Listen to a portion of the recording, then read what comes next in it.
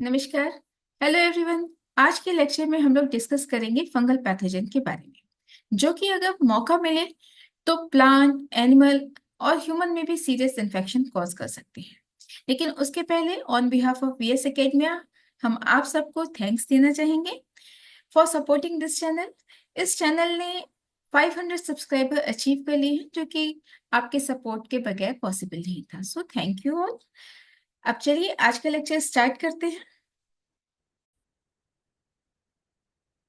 अगर किसी का इम्यून सिस्टम वीक है तो उस केस में फंगल इन्फेक्शन बहुत ही इम्पोर्टेंट हेल्थ कंसर्न बन जाते हैं। तो आज के लेक्चर में जो कंटेंट हम कवर करने जा रहे हैं वो है brief introduction, classification of fungal pathogen, their pathogenesis, key step and then fungal infections in human. तो स्टार्ट करते हैं ब्रीफ इंट्रोडक्शन से। Pathogenesis of fungal infection, it refers to the biological mechanism by which fungi cause disease in their host। यानी fungal की अपनी वो biological mechanism जिसके through जिस भी होस्ट में वो रह रहा है उसमें वो डिजीज कॉज करे। इस प्रोसेस में इन्वॉल्व क्या होगा? It involves the entire process. Entire process का क्या मतलब हुआ? From entering point, how fungal pathogen enter to the host, then their survival, spread and ultimately cause damage। Now ये तो हम सबको पता है कि जब फंगस कोई भी इंफेक्शन जैसे होस्ट में एंटर कर रहा है तो फंजाई पहले जिस एटमॉस्फेयर में रह रहा था और होस्ट का एटमॉस्फेयर नो डाउट डिफरेंट होगा, तो फर्स्ट ऑफ ऑल उसको वहां पे खुद को सरवाइव करना है। तो ये मेन कह लीजिए कि इम्पॉर्टेंट बात हुई कि फंगस किस तरीके से अपने आप को अडेप्ट करता है होस्ट के एटमॉस्फेयर में सरवाइव करने के लिए। और इस प्रोसेस में देन एक बार जब वो सरवाइव करने लगेगा देन अपनी वो पॉपुलेशन इंक्रीज करेगा।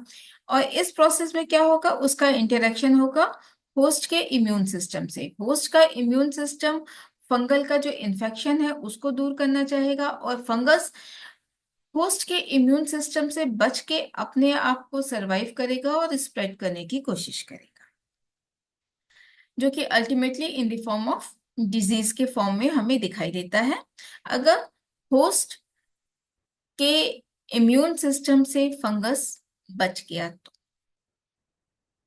चलिए अब हम लोग देखते हैं क्लासिफिकेशन ऑफ फंगल पैथोजन। तो पैथोजन को डिफरेंट क्राइटेरिया के बेसिस पे क्लासिफाई किया गया है। उनमें से कुछ क्राइटेरिया है on the basis of type of infection, host type, then mode of transmission. Host को अगर कंसीडर करते हैं तो ह्यूमन पैथोजन जो ह्यूमन को इन्फेक्ट करे, प्लांट पैथोजन जो प्लांट को इन्फेक्ट करे, एनिमल पैथोजन जो एनिमल को इन्फेक्ट कर रहे हैं। ह्यूमन पैथोजन को किस लेवल पे इन्फेक्शन हो रहा है उसके अकॉर्डिंग सुपरफिशियल, डीप और अपॉर्चुनिस्टिक में फर्दर कैटेगराइज किया गया है। और इसी के बेस पे बनता है टाइप ऑफ इन्फेक्शन, जिसमें कि superficial, cutaneous, subcutaneous, systemic and opportunistic आते हैं। अब अगर हम मोड ऑफ ट्रांसमिशन की बात करें तो किस तरीके से इन्फेक्शन ट्रांसमिट हो रहा है, आइदर बाय इनहेलेशन और इंजेक्शन और फिर डायरेक्ट। डायरेक्ट कांटेक्ट किस तरीके से हो सकता है? डायरेक्ट कांटेक्ट में भी अगर कोई कट लगा हो, बर्न हो या किसी तरीके से स्किन का डैमेज हुआ हो वैसे भी हो सकता है, या फिर कह लीजिए कि कोई कंटेमिनेटेड सिरिंज का इस्तेमाल किया गया हो या कोई और मेडिकल इक्विपमेंट का इस्तेमाल किया गया हो, तो इसके थ्रू भी इंफेक्शन स्प्रेड कर सकता है। इसके अलावा क्लासिफिकेशन पे के और भी क्राइटेरिया हो गए। मॉर्फोलॉजी के बेस पे हम लोगों ने फंगल का क्लासिफिकेशन देखा ही था। इसी तरीके से पैथोजन का भी क्लासिफिकेशन मॉर्फोलॉजी के अकॉर्डिंग हो सकता है, जिसमें कि ईस्ट आ सकते हैं, मोल्ड्स आ सकते हैं या डायमोफिक आ सकते हैं। इवन इकोलॉजिकल निके के अकॉर्डिंग सैप्रोफिटिक और पैरासिटिक में क्लासिफाई किया जा सकता है पैथोजेंस को। तो अब देखते हैं की स्टेप कि पैथोजेनेसिस में वो कौन से की स्टेप हैं जिनके थ्रू फंगल इन्फेक्शन होता है। तो सबसे पहला स्टेप आपका क्या होगा? जाहिर सी बात है एंट्री इनटू द होस्ट, कि फंगस किस तरीके से होस्ट में एंट्री कर रहा है। एंट्री करने के बाद जाहिर सी बात है फंगस कहीं ना कहीं अपने आप को स्टैब्लिश करने की कोशिश करेगा। तो आता है adhesion to the host tissue, कि होस्ट टिश्यू में किस तरीके से ये खुद को स्टैब्लिश कर रहे हैं। एक बार स्टैब्लिश कर दिए तो इनका काम क्या होगा, अपने इन्फेक्शन को स्प्रेड करना। और इस स्प्रेड करने के प्रोसेस में ये क्या करेंगे, इंपॉर्टेंट है होस्ट के इम्यून सिस्टम से बचना। तो नेक्स्ट स्टेप आ जाएगा evasion of host immune responses. Then immune response से अगर आप बच गए तो जाहिर सी बात है इन्फेक्शन स्प्रेड करने में आप इन्फेक्शन स्प्रेड कर सकते हैं। और एज अ रिजल्ट क्या होगा, होस्ट टिश्यू जिसमें ये रिसाइड कर रहे होंगे वो डैमेज होगा और ultimately in the form of disease हमें अपियर होगा। अब इन्हीं को हम ह्यूमन में जो इन्फेक्शन है उसको थोड़ा डिटेल में देखते हैं आज के लेक्चर में। ह्यूमन इन्फेक्शन को हम 3 कैटेगरी में डिवाइड कर रहे थे, superficial, deep and opportunistic. Further deep जो है वो सबक्यूटेनियस और सिस्टमिक में, इसी तरीके से सुपरफिशियल, सुपरफिशियल क्यूटेनियस और अपॉर्चुनिस्टिक। अब अगर इनके हम कॉजिंग एजेंट को देखें तो मलेसेसिया, सुपरफिशियल मलेसेसिया की कई स्पीशीज जो हैं वो सुपरफिशियल इन्फेक्शन कॉज करती है, वहीं ट्राइकोफाइटोन और एपिडेमोफाइटोन की स्पीशीज जो है क्यूटेनियस इन्फेक्शन कॉज करती हैं। सबक्यूटेनियस का एग्जाम्पल अगर देखें तो स्पोरोथ्रिक्स हो गए, वहीं सिस्टमिक का एग्जाम्पल हिस्टोप्लाज्मा। और अपॉर्चुनिस्टिक में देखें तो Candida, Aspergillus, Cryptococcus, Mucor, Rhizopus, ये सब जो फंजाई हैं वो अपॉर्चुनिस्टिक के एग्जाम्पल हो गए। नाउ फंगल इन्फेक्शन को हम क्या कहते हैं, माइकोसिस कहते हैं। और they are cause by various species of fungi, जैसे कि अभी हम लोगों ने देखा सुपरफिशियली भी हो सकते हैं और सिस्टमेटिकली भी हो सकते हैं। नाउ ये जो इन्फेक्शन कॉज हो रहे हैं ये माइल्ड इन्फेक्शन भी हो सकते हैं, जस्ट सुपरफिशियल लेवल पे स्किन को इफेक्ट करें, या फिर लाइफ थ्रेटनिंग भी हो सकते हैं, particularly in the case of immuno compromised individual. One by one in सबको हम टेकअप करेंगे। तो सबसे पहले हम देखते हैं सुपरफिशियल फंगल इन्फेक्शंस को। They are limited to the outer most layer of skin and hair. Example देखें तो tinea versicolor, which is a common non-contagious skin condition that causes patches of light or darker skin usually on chest, back और shoulder। ये figure में भी आपको दिख रहा होगा कि बैक पे ये लाइट कलर का पैच है। कॉजिंग एजेंट इनका क्या हुआ, Malaysia furfur, which is a lipophilic east. इसी तरीके से टीनिया नाइग्रा, जिसमें कि डार्क पैचेस बनते हैं, कहाँ पे, पाम पे बनेंगे या फिर फीट पे बनेंगे। और कॉजिंग एजेंट इनका क्या हो गया, हॉर्टिया वर्निकाई, जिसको कि हम ब्लैक ईस्ट भी कहते हैं। नेक्स्ट अगर देखें तो व्हाइट पेड्रा, इसमें क्या है, white to light brown nodules along the hair shaft. इसमें ये जो फंगस है ये हेयर शेफ्ट के अलोंग ग्रोथ देखने को मिलती है। ट्राइकोस्पोरॉन स्पीशीज इसका कॉजिंग एजेंट हो गया। नेक्स्ट आता है dandruff. Dandruff is caused bye Malaysia globosa और एम रेस्ट्रिक्टा। अब डैंड्रफ में और व्हाइट पिएड्रा में जो डिफरेंस हुआ, dandruff in the form of flakes मिलते हैं, व्हाइट कलर के या येलोइश फ्लेक्स मिलेंगे, जबकि व्हाइट पिएड्रा में जो ग्रोथ मिलती है वो अलोंग विथ हेयर शेफ्ट देखने को मिलती है। सुपरफिशियल के बाद अब देखते हैं cutaneous. Cutaneous fungal infection, dermatophytosis, are also known as tinea or ringworm. It is an infection of skin, hair or nails caused by a group of fungi, और इसको क्या कहेंगे, dermatophytes. Now these fungi thrive on keratin. और इसी वजह से ये किस पार्ट को अफेक्ट करेंगे? अफेक्टिंग द स्किन, हेयर और नेल्स। कॉजिंग एजेंट कौन से हो गए? ट्राइकोफाइटोन, एपिडर्मोफाइटोन या माइक्रोस्पोरम। इसी में नेक्स्ट एक कंडीशन आती है candidiasis. It affect moist areas. Moist areas कौन से हो जाएंगे? लाइक माउथ, जेनिटल रीजन और स्किन। नॉर्मली ये ह्यूमन बॉडी में माउथ, गट या स्किन में रहते तो हैं, लेकिन कोई डिजीज कॉज नहीं करते हैं। लेकिन अंडर सर्टेन कंडीशन या फिर इम्यूनो कॉम्प्रोमाइज्ड कंडीशन में ये इन्फेक्शन कॉज करते हैं। कॉजिंग एजेंट कैंडिडियासिस किससे होगा? कैंडिडा एल्बिकेंस से। नेक्स्ट देखते हैं subcutaneous fungal infection. These are caused by fungi that live in soil or on decaying vegetation.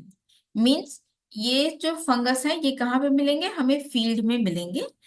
These occur when fungi enter through break in the skin typically after injury. Means अगर field में कोई move कर रहा हो उस या work कर रहा हो और उसके हैंड्स में या पैरों में कहीं कट लगा हो या पहले से ही कोई चोट लगी हो, तो इनको एक अच्छा सा रास्ता मिल जाता है एंटर करने के लिए और उसी के थ्रू ये एंट्री कर लेते हैं। एग्जाम्पल अगर इनमें देखें इन्फेक्शंस के, तो sporotrichosis which is often known as rose gardener disease due to its association with plant material. इसमें होगा क्या? स्मॉल पेनलेस पंप और नोड्यूल, ये देखिए फिगर में दिख रहे हैं, आर्म पे या हैंड पे इस तरह के बम्प देखने को मिलते हैं। कॉजिंग एजेंट क्या हुआ? स्पोरोथ्रिक्स की कई स्पीशीज हैं जो कि ये कॉज करती हैं। इसी में नेक्स्ट अगर इन्फेक्शन देखें तो वो है chromoblastomycosis. It is a chronic infection caused by caused by Dermatiaceous fungi, dark pigmented fungi. It is characterized by slow growing watery cauliflower like lesions on the skin. ये chronic infection की figure है और इसके जो कह लीजिए कि causing agent हुए वो है फॉन्सेसिया पिड्रोसोई और क्लैडोफाइलोफोरा। क्लैडोफाइलोफोरा की स्पीशीज हैं जिनसे कि ये इन्फेक्शन कॉज होता है। देन आता है systemic fungal infection. These infections affect the internal organ and system. They are generally life-threatening in the case of immunocompromised individual. इसके कई एग्जाम्पल हो गए, कुछ हम लोग यहाँ पे डिस्कस करते हैं, जैसे कि histoplasmosis caused by Histoplasma capsulatum. It is primarily affect the lung but can decimate to other body part. अगर इन्फेक्शन बढ़ेगा तो लंग के अलावा और भी बॉडी पार्ट में फैल सकता है। जनरली ये कैसे होगा? Inhalation of fungal spores. अगर आप किसी ऐसे एटमॉस्फेयर में हैं जहां पे इनके फंगल स्पोर्स प्रेजेंट होंगे और उस एटमॉस्फेयर में जब हम इनहेल करेंगे तो उसके थ्रू ये इन्फेक्शन बॉडी में पहुंच सकते हैं। नेक्स्ट जो कंडीशन है कॉक्सीडियोइडोमाइकोसिस, जिसको कि वैली फीवर भी कहते हैं। ये किन से होगा? This type of infection are caused by coccidioides species typically by the inhalation of spores from soil. और ये mild flu like infection system इसमें देखने को मिलते हैं। नेक्स्ट आता है blastomycosis which is caused by blastomyces की species just like blastomyces dermatitidis dimorphic fungus है। It primarily affect the lung but can spread to the other body part also. Symptoms में क्या देखने को मिलेगा? Cough, chest pain and difficulty in breathing, ये इसके कुछ कॉमन सिम्टम्स हैं। नेक्स्ट आता है क्रिप्टोकोकस नियोफॉर्मिन्स से कौन सा इन्फेक्शन हुआ? जो इन्फेक्शन होंगे उनको कहेंगे cryptococcosis cause by cryptococcus neoformans. It primarily affect the lung, इसमें भी लंग आपका वो ऑर्गन है जो कि प्राइमरली अफेक्ट हो रहा है। और इम्यूनो कॉम्प्रोमाइज जो इंडिविजुअल है उसमें कंडीशंस थोड़ी सी सीवियर हो जाती है। नाउ नेक्स्ट कौन सा इन्फेक्शन हो गया? एस्परजिलस स्पीशीज से जो इन्फेक्शन होगा उसको क्या कहेंगे? एस्परजिलोसिस। इनमें लंग भी इफेक्ट होता है और एलर्जिक रिएक्शंस देखने को मिलती हैं। नेक्स्ट आता है opportunistic fungal infections. These are cause by fungi, जो कि टिपिकली तो डिजीज कॉज नहीं करते हैं इंडिविजुअल में, हेल्दी इंडिविजुअल में, क्योंकि उनका immune system no doubt strong रहेगा। लेकिन जहाँ पे इम्यून सिस्टम थोड़ा सा भी वीक हुआ या फिर इम्यूनो कॉम्प्रोमाइज्ड इंडिविजुअल में, वहां पे ये सीरियस इलनेस शो करते हैं। एग्जाम्पल हम लोग ऑलरेडी देख चुके हैं, फिर से रिवाइज कर लेते हैं। जैसे कैंडिडियासिस कैंडिडा के थ्रू होता है। इसमें जब इन्फेक्शन ब्लड स्ट्रीम में पहुंच जाता है तो उस कंडीशन को क्या कहेंगे? कैंडिडीमिया। नेक्स्ट हो गया एस्परजिलोसिस, एस्परजिलस स्पीशीज से होगा। Then pneumocystic pneumonia cause by pneumocystis के जो स्ट्रेन्स होंगे उनसे होगा। ऑफन ये एड्स पेशेंट में देखने को मिलता है। और म्यूकोरमाइकोसिस इन्फेक्शन जो कि म्यूकर और राइजोपस स्पीशीज से होता है। तो ये तो कुछ इन्फेक्शंस थे जो ह्यूमन में होते हैं। अब इन्फेक्शन देखने के बाद जाहिर सी बात है इनका क्योर भी देख लेना चाहिए। तो इनके कुछ जो कॉमन ट्रीटमेंट हैं वो शेयर करते हैं। जैसे कैंडिडियासिस में जो एंटीफंगल्स दी जाती हैं जैसे कि फ्लूकोनाजोल, इकाइनोकेंडिन और एम्फोटेरिसिन बी सीवियर केसेस में।